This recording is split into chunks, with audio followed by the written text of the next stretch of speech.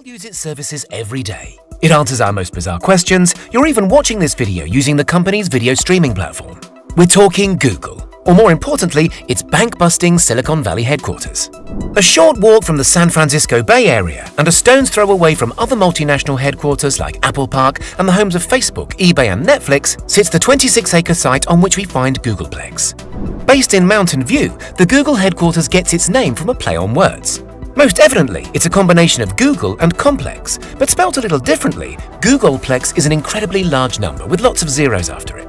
The latter explanation is probably a hint towards Google's global monopoly and its incredible successes. The land was purchased from Silicon Graphics, the creators of Jurassic Park's famous dinosaurs. Maybe that's why a dinosaur still looks over the complex today. For the first time ever, Google didn't move into buildings that were inhabited by previous tenants. The multinational firm this time around took matters into its own hands and employed South African architect Clive Wilkinson. It was said that teamwork and creativity topped the mood boards in Wilkinson's office when designing the giant Google complex. Both firms came together to design a space which was not only set up to boost productivity, but also workforce satisfaction. This can be seen with fun lava lamps and even giant screens showing live Google search terms from around the world, a nod to the company's most famous asset.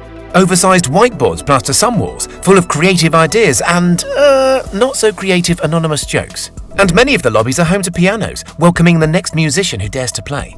An incredible amount of glass was used in the construction of Googleplex, which boosts natural light, and offices are arranged in workspaces of 3 or 4 people. These little clusters are said to be effective for sharing and developing ideas, but are small and independent enough to reduce office chatter. It seems that Google has perfectly balanced the best of both worlds. Insider photos show workstations decorated with various Google and Android paraphernalia, and from what we've seen, they seem to house some serious productivity. Employees are there to work, but the company doesn't want them to feel that way. Staff are treated as friends, with access to an incredible amount of facilities. We've all heard of an on-site gym, that's nothing new, but the company also offers swim-in-place swimming pools. These are designed to reduce the footprint needed by allowing swimmers to swim against an artificially generated current. Various ping pong, billiards and foosball tables are dotted throughout the campus, with spaces to kick back and enjoy some video gaming too. Google even has its own self-contained pods, which are used by staff members to kick back and relax or to distance themselves from their surroundings in order to get down to work on some heavy tasks. What about outdoors? After all, California weather is supposed to be among the best in the world. Google has that covered too. Tennis courts, soccer fields and other outdoor spaces for fun frisbee games are all totally free to use for staff. These are all interlinked by a network of private footpaths. Health is looked after by on-site medical staff, and luxury is provided by a company-subsidized massage service. A haircut salon, a laundrette and dry cleaners, the list goes on. In fact, rumor has it that team members bring their laundry in over the weekend to avoid having to use their own machines. The best part about it, traveling between these amenities is all done on Google-colored bikes. It's even reported that many employees are given a 20% portion of their work time to focus on side projects unrelated to their usual workload. Promoting and inspiring creativity pays off. Google says that's how many of its labs projects were dreamt up. Self-sufficiency was key to the Googleplex. Although not fully, some of the complex's energy requirements are met by on-site solar panels, which were carefully placed across the building's roofs. Some of the fruit, vegetables and herbs eaten in the company's cafeterias are even grown in one of the park's 2 gardens, which themselves are accredited by an educational society whose aim is to teach people about the benefits of horticulture. Many scientists and psychologists have commented on the benefits of getting outdoors for our mental health. And as you'd expect, tech giant Google recognizes these benefits, with mindfulness spaces strategically placed around the complex, utilizing spaces like the food gardens. Oh, and one last perk, food. Are you sitting down? Because this isn't for the faint-hearted. Google provides its staff with food, and a lot of it, entirely for free.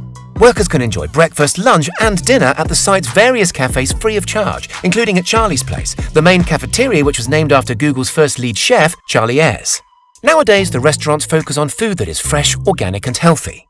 Those Buddha bowls or that smashed avocado on toast that you see on Instagram, these are the sorts of meals being dreamt up by head chefs, which include a fusion of the world's foods. We imagine a wide variety of dietary requirements are considered when planning the menus at the Googleplex. But Google employs real people. They're not all robots. And these real humans get hungry between meals just like you and I. The solution? Every single workspace is within walking distance of an entire snack room, which is stocked with treats like granola, candy, and hot and cold drinks. The novelty of consistently eating out may have worn off for many of the company's more seasoned members of staff, but kitchenettes are always nearby with essential amenities like microwaves, kettles, and fridges. An unwritten saying among the company's workforce is the Google 15, which refers to the 15 pounds of weight that new starters often gain with all this free food. In fact, we don't actually know how much the company spends on feeding the entire campus, but one blogger ran some calculations and came up with a figure of at least $72 million each year. Traveling to and from the expansive site, employees are likely to catch a Wi-Fi-enabled diesel-powered bus. Other members may take to the roads in their own cars, after which they will find one of 2,000 parking spaces underground. Or maybe the staff want to plug their electric cars into the power points supplied under a solar panel-topped carport. Any visitors to the site will be quick to notice the fun aspects that Google injected here and there. An army of Android statues populate the main outdoor area, a Kit Kat and a gingerbread man to name just two. Of course, the green Android character features, as well as various spin-offs such as the metal Android statue popping out of the Android building's upper floor. What did all this cost? This site alone cost the firm around $1 billion, and that was in the same year as the $2.4 billion acquisition of the New York Chelsea market. Let's not forget the astonishing amount of money likely spent on food and other maintenance work, and this works out to be one of the world's most expensive headquarters. What do you think of the tech giant Google's fusion of home and work balance? Would you work in such a place with its incredible benefits, or do you value time spent away from work? One thing's for sure though, if for nothing else, this place is good for